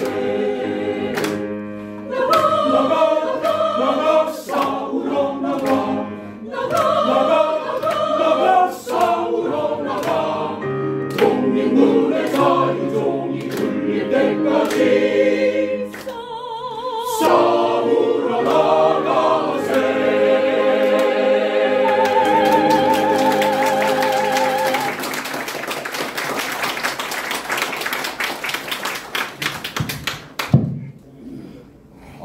몇 년인가 쏟아지는 봄볕은 예나 지금이나 어제도 오늘도 그대로구나. 아, 우리네 얼굴은 언제 저 햇살처럼 펴지려나. 내 어릴 적 마냥 뛰놀던 그 옛날 환한 웃음이 오늘따라 유난히 그립구나. 북간도로 서간도로 떠난 이들 잘 있을지, 살아생전 그들을 다시 볼 수 있을지. 나의 기다림은 밑빠진 독에 물붓기란 말인가. 아, 저기 산이 있네. 산이 있어. 그 옛날부터 변치 않고 자리를 지키는 산. 오늘도 묵묵히 있구나. 작년 대홍수에도 끄떡없이 버틴 산이 있어. 언젠가 기다린 이들이 돌아올 이곳, 내가 딛고선 이 산과 들로 다시 돌아올 이들을 맞이할 사람이 없다면 그래선 안 되지. 너처럼 나도 꿋꿋하게 초심을 지키며 묵묵히 하던 일 묵묵히 해내련다. 너처럼 나도 잘 버텨내고 싶구나.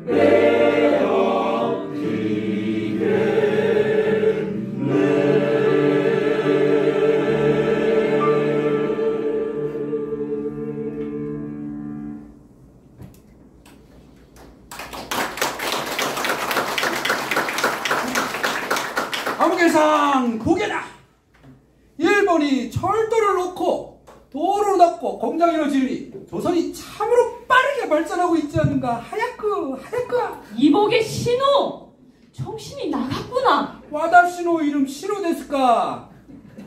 세신 오르누 뉴라이트네. 개념 헬스몬이다. 뉴라이토. 에라이 일본이 조선 백성 피 빨아먹으려고 길을 닫고 공장 짓는 거지. 그게 우리를 위한 배려라는 말이냐? 아직도 협전 근성을 못 버렸구만. 나는 계몽 되었네. 총독께서 내려주신 쪽지를 접고 접어서 뒷주머니에 넣어두었지.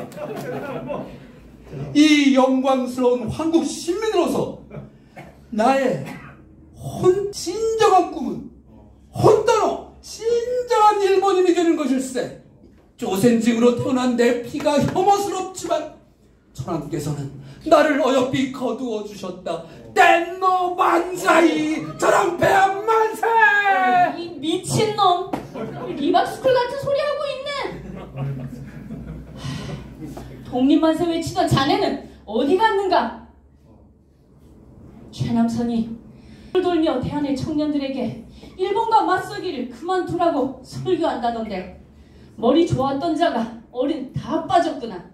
현절자 이광수도 마찬가지고 이런 기회주의자들. 그런다고 자네에게 남는 게 뭔가? 알량한 자존심 지켜서 명예를 얻겠다는 건가? 자네 이름 지키는 게 그토록 소중한가? 내 이름이 뭐 그리 중요하겠나? 내 하늘, 내 땅, 내 조국만 되찾는다면 그것만으로도 족하지 않은가?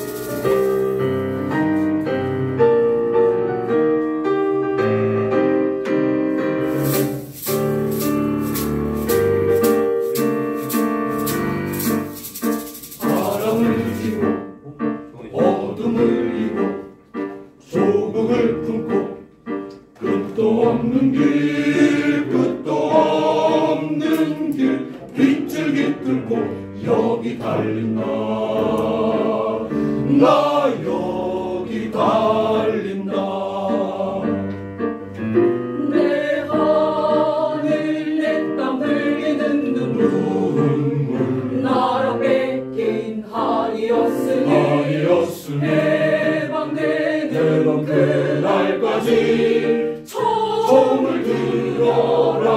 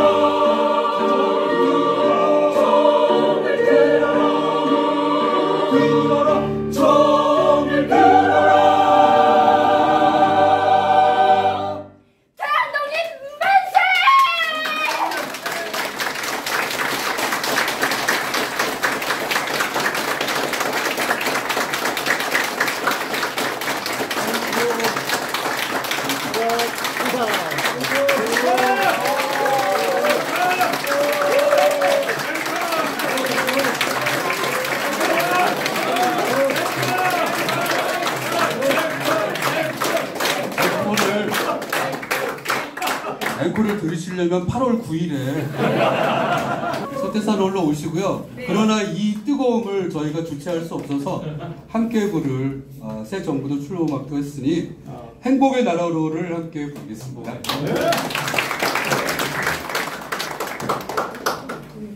다 준비가 돼 있었구만. 저희 아마추어 아닙니다.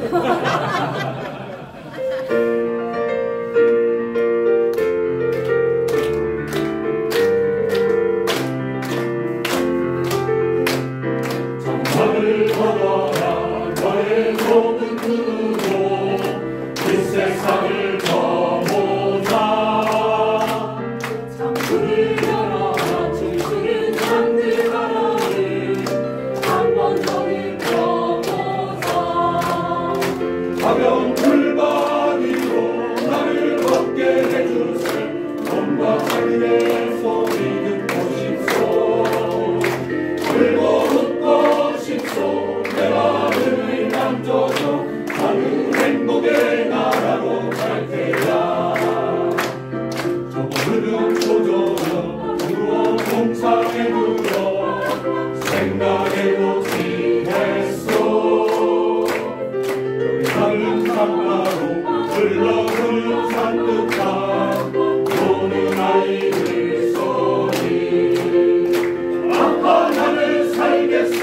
태양만 비친다면 땅과 하늘과 바람 아래서 네가 전등의 소리 이어 춤을 추겠네.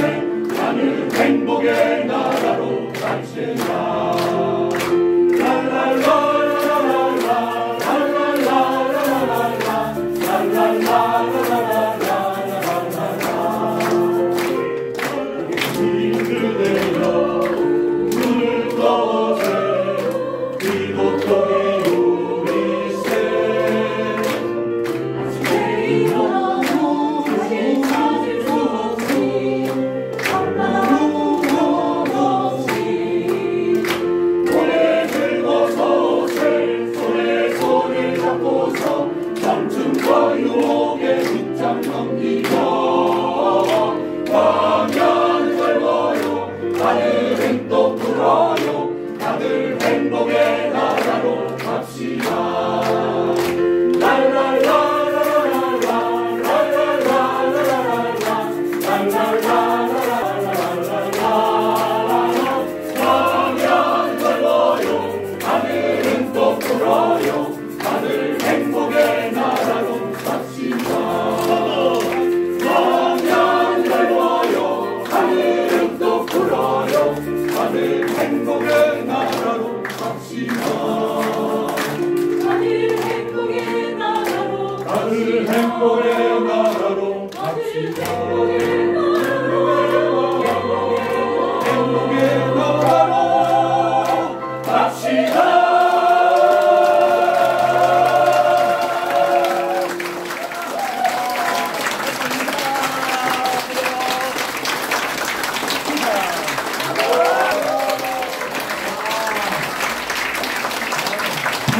꼭 와주세요.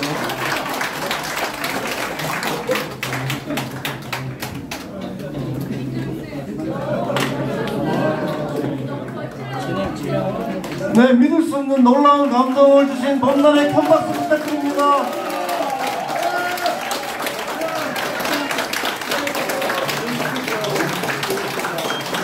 너무 잘하시네요.